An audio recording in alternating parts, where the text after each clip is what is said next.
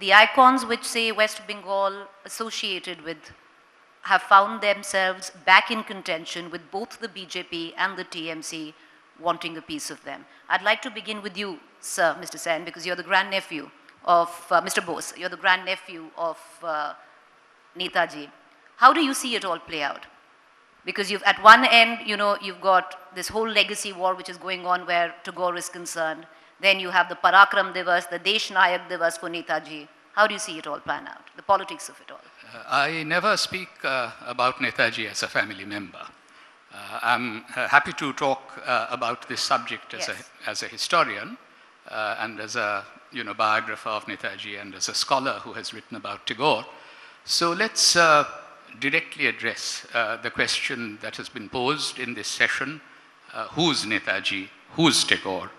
And I thought that I'd just quote for you something that Nelson Mandela had said when he came to Calcutta. He was speaking at the Eden Garden Stadium. And he said, "Your heroes of those days became our heroes. Netaji Subahsh Chandra Bose was amongst the great persons of the world whom we black students regarded as being as much our leader as yours. Indeed, Netaji united all militant youth of all the colonially oppressed world. We followed with pride his great contributions."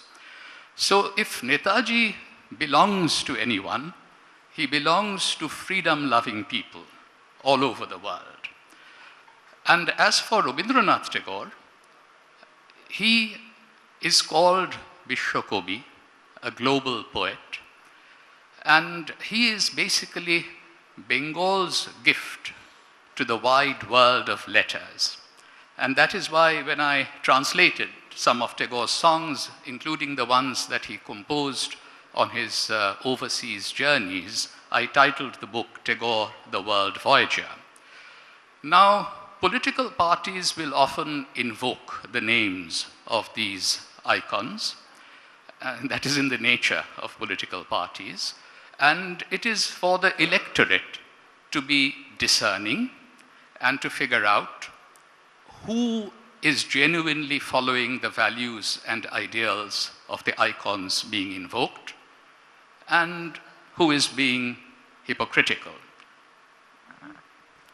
I would ask you, what would you prefer, but I'll come down to that question later, especially when you talk about the Parakram Divas or the Desh Nayak Divas. But I want to, come to you, Mr. Sen, and I want to ask you, what is the issue with the Bharatiya Janata Party, this election, celebrating two of not just West Bengal's icons? I would reckon Tagore, Netaji are cult figures across the country. So why is it uneasy if the BJP is wearing them on their sleeve and celebrating them? Isn't it all the good? See, first of all, I believe if I really need to speak something about Netaji, I should start with the greatest salutation, Jai Hind.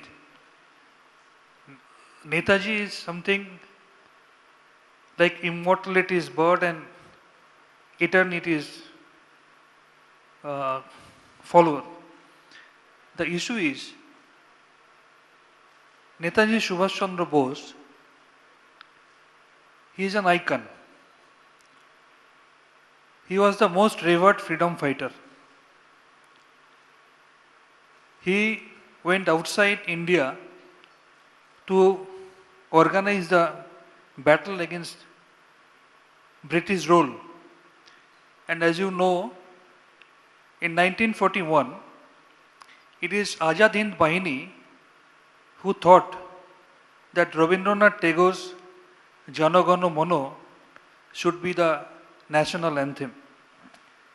It's only Netaji Subahsh Chandra Bose who hoisted tricolor national flag in 1942 in Hamburg of Germany. It's only Netaji Subahsh Chandra Bose who hoisted national flag in Andaman in 1943. It's only Netaji Subahsh Chandra Bose who used to believe that secularism is the most important factor that should prevail everywhere.